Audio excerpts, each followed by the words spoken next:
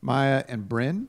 And as you're watching this right now, or whenever you're watching this, we just want to say to you, happy St. Patrick's Day. And we want to acknowledge that we did not intentionally coordinate our attire. Maya, you said that you actually wear green a lot of days. That's kind of pretty much, yeah. Bryn, if you don't know Bryn, just know this about Bryn, that everything she does is intentional. And so the nice camel pants. She said she toned it down today. Toned it down. So believable. That's believable. Yes, this is green for me.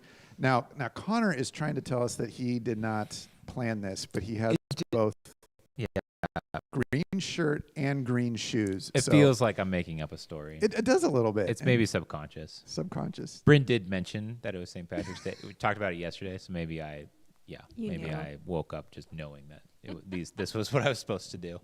You look good. You pull it off. Thank you. Green shoes. Not everybody can pull off green shoes. Connor's pulling off green shoes very well.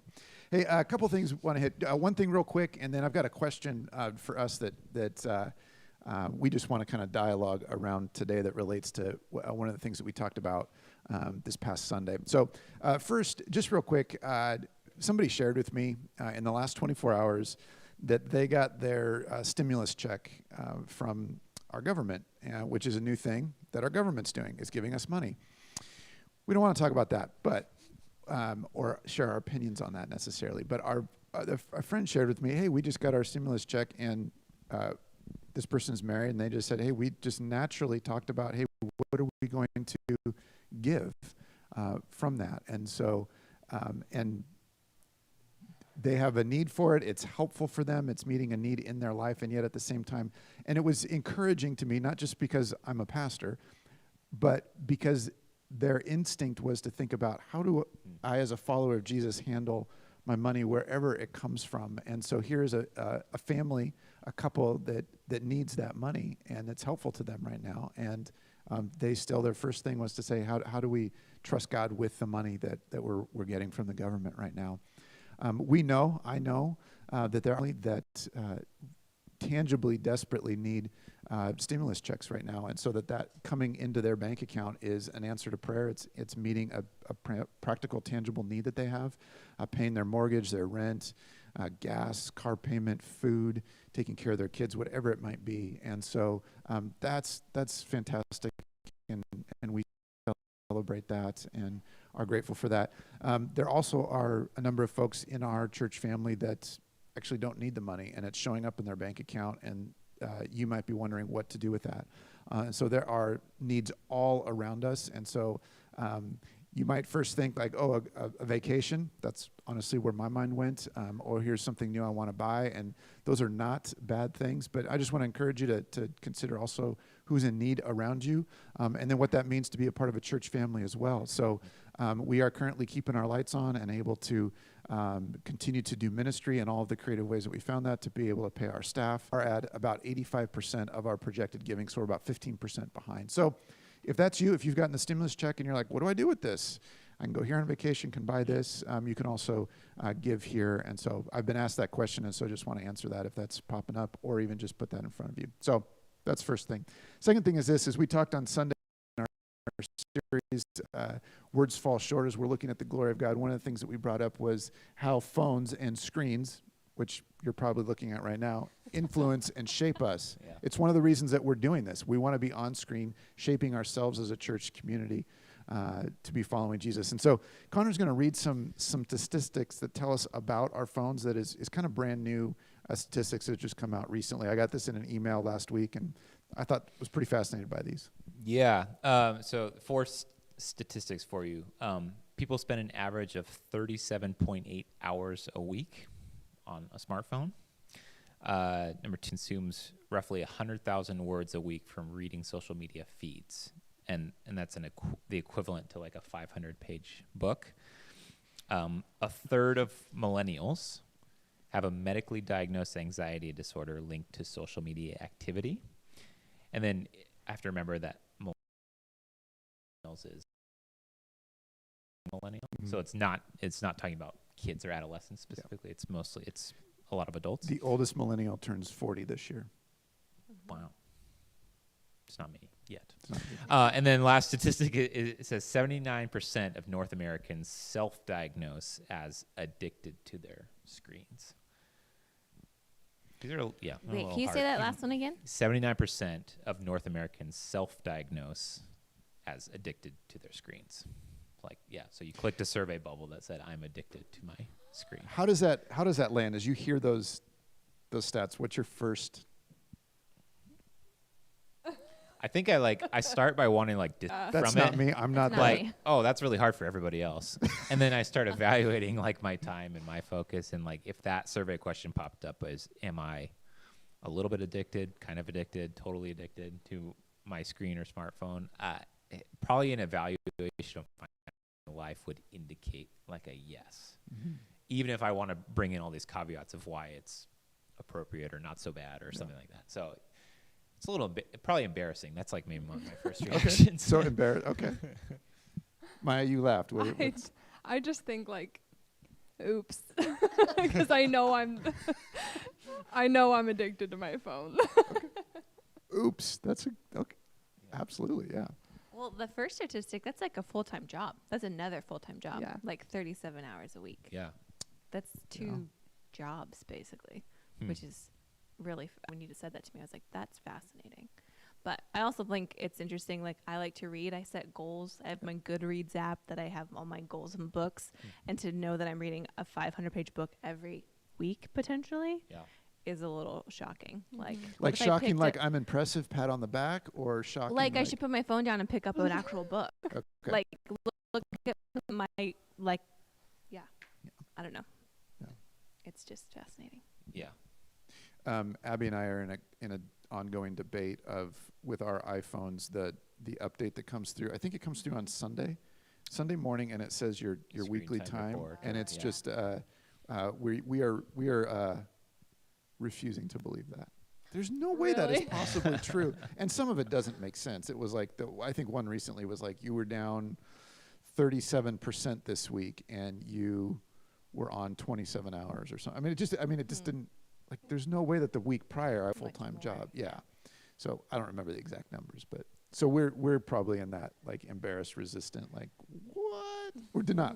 That's the word I'm looking for. We may be in denial. I might be in denial. So Yeah, it feels almost a little disheartening because I didn't have a point in my life within the last 10 years or whatever where I kind of said like, okay, I think I'm just gonna dabble with addiction to screen time now, like, and so just like the way that it feels like it's happened to me rather than it's something I've chosen, but how that it kind of brings out that almost like hopeless feeling of addiction where it's like I even with my best effort I'm not solving this thing that so clearly seems to be taking my focus away from things that I say are values or so I guess like it's a tricky thing to say like okay I don't fight the statistics but like now what what have to address just screen time in general and focus and attention on your phone specifically maybe? Well, I can share. For Lent this year, I decided to go through my phone and just delete a ton of apps like Instagram and Facebook and whatever else, like all the social media kind of things that were just taking up a lot of my time. And so far, I mean, it's done a couple things. One, it's been really great. And I'm scared to say this because now I'll have people keeping me accountable, but I think I'm going to continue after Easter. Yeah. It's very freeing, so we'll see. Yeah. And then, did you have something to say? I was going to say, Maya, we heard you say that, and so we initiated this whole plan just to get you to say great. that publicly, and we want to be the ones that help hold you accountable. No, actually, great, what I was thanks. saying, bold and courageous of you to put that out there because it's like anything in our life when we say, okay, I want to do this, what kind of help? We kind of tiptoe around, okay, I want the help, I don't want the help, but I think this is really good. And I mean, I have a whole list of things in my mind where I'm like, oh, yeah, that I kept to myself because I did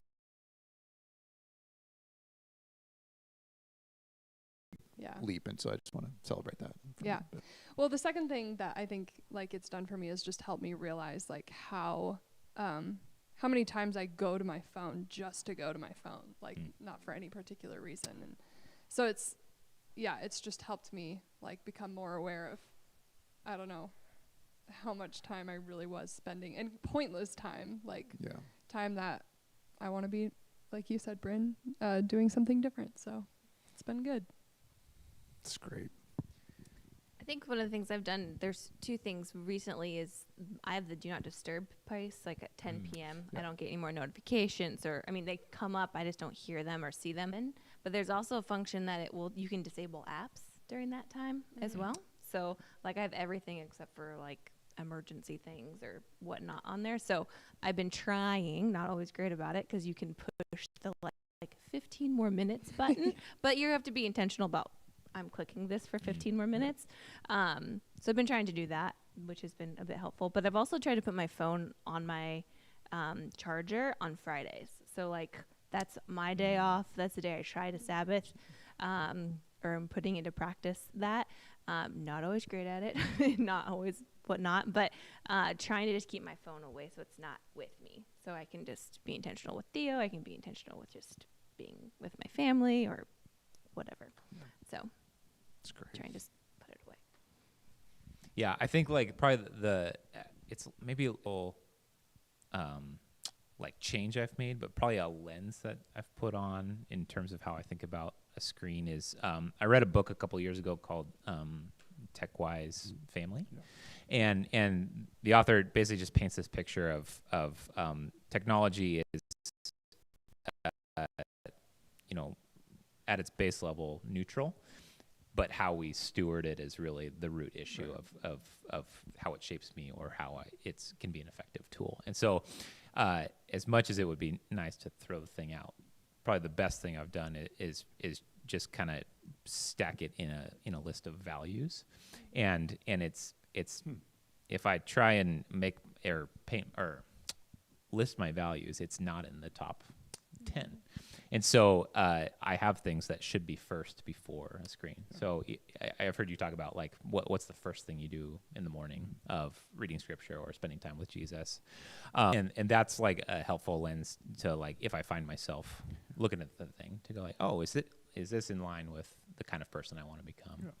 And often that's enough of a prompt to do something else. Yeah. And then the other thing that came from that book is just the difference between like rest and leisure, and that so often time with a screen is like a leisure activity, but it's not actually like refilling my tank or something. That's good. Yeah. And so that's often when there's nothing to do, I go to my phone. Like I don't really like going to my phone, but knowing that it's not giving me a fuller life is a helpful lens for like how do I shift my behavior to be in line with values. Yeah. It's so good. You guys, thanks for sharing. This feels like we could just kind of sit here all day and talk and process about this and share experiences and where we're different new levels of kind of change and success in managing. The point is we know that we live in a new world that screens influence and shape us significantly more and more, and not all in a positive way. And so I like that idea, Connor, of how we can believe and treat technology as it's neutral and use it for what it's good for and not allow it to influence us in negative ways. But that's a much longer conversation. Thanks for helping us just kind of jump into it, and hopefully that was helpful. And as we think about technology as being able to be used for good or not good, bad, evil even, that's how we as a church want to use it for good. And Connor, you want to kind of update us on what that looks like just in the next coming weeks for us? Totally. We have several things coming up that where technology plays a role, but it's not the whole thing. It's a facilitator of what we hope happens. And so this Sunday, we have a worship in person at the Mosaic Building, or there'll be a live stream option. And then we're just like a week and a half out from, Easter Sunday, but before that, Holy Week. And so Good Friday and Resurrection Sunday both have in-person and live stream options. And really that's like, it does a few things. It helps all of us with whatever we're comfortable with participate. But second, like we think about all of our friends and neighbors and the people we know who are also evaluating how can I be in community in a way that's accessible to me. And I think the digital thing is what we have. Yeah. An opportunity we have to invite people into the story. Yeah. Thanks for being here. Thanks again.